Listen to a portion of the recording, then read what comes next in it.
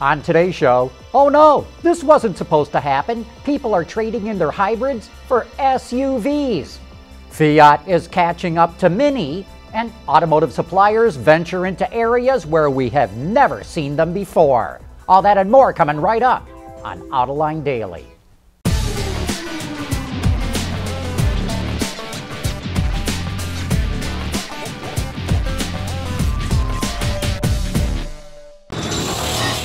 This is Autoline Daily for April 22nd of 2015. Edmunds reports that 22% of people who traded in their hybrids and EVs this year swapped them for an SUV. 3 years ago, when gasoline prices were closer to $4 a gallon nationwide, that number was only 12%. Overall, only 45% of hybrid and EV owners adopted an alternative fuel vehicle during a trade-in this year. It's the first time that number has dropped below 50%. Edmunds blames it on cheap gasoline prices, but that doesn't tell the whole story. When people are in the market for a new car, they love getting something new and different. Yeah, some people will buy the same kind of car they already had, but most of them want to try something different. I know it's anecdotal, but I know a guy who owned and loved a Chevy Volt, said it was the best car he ever owned, but when it came time to replace it, he bought a Jeep Grand Cherokee. Even though the green car segment is slowing in the United States, another study expects plug-ins and EV sales to grow globally. According to Frost & Sullivan, EV sales will top 466,000 cars this year. Last year, that number was just around 300,000 all around the globe. North America will remain the largest market with 36% of the share, followed by Europe and China.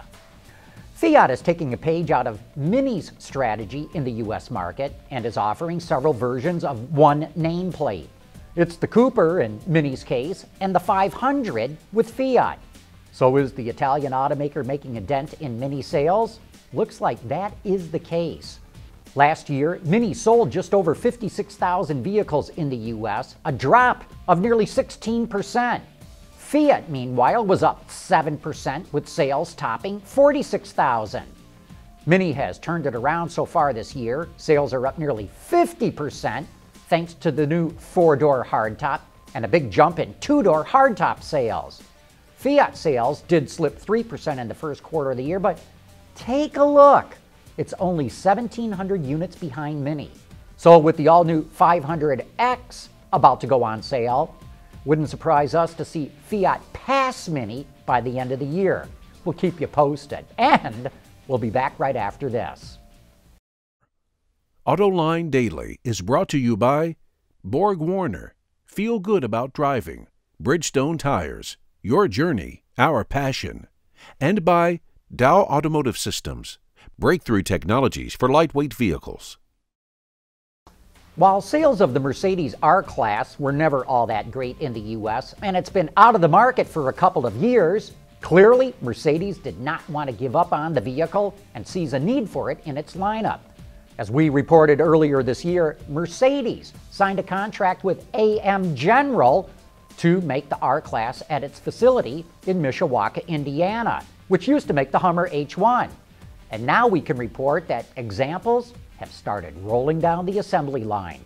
This move allowed Mercedes to free up space at its Alabama plant for its third best-selling vehicle in the U.S., the recently refreshed GLE, formerly known as the M-Class. All this week, automotive engineers are meeting in Detroit for the annual SAE convention. The Society of Automotive Engineers holds all kinds of seminars and lectures, so automakers and suppliers can share notes and get up to speed with the latest technological developments in the industry. But it's fascinating to watch how traditional suppliers of parts and components are venturing into very different areas of business. Continental, for example, formed a new business entity called Intelligent Transportation Systems based in Silicon Valley that will use cloud-based data to create mobility systems and services. That data will come from cars and be fed to them and will interact with transportation infrastructure. Helmut Matchey, a board member with Continental, told a group of reporters last night, and I quote, "As we go from 4G to 5G, there will be more bandwidth providing even more services than we see now. It's going to be fascinating to track where they go with that. Hey, coming up next, you said it. For the people at Dow, racing is a sport and a science. We enjoy one and learn from the other. But like most competitive people, we like winning at both. This is the human element at work. Dow. And now it's time for some of your feedback.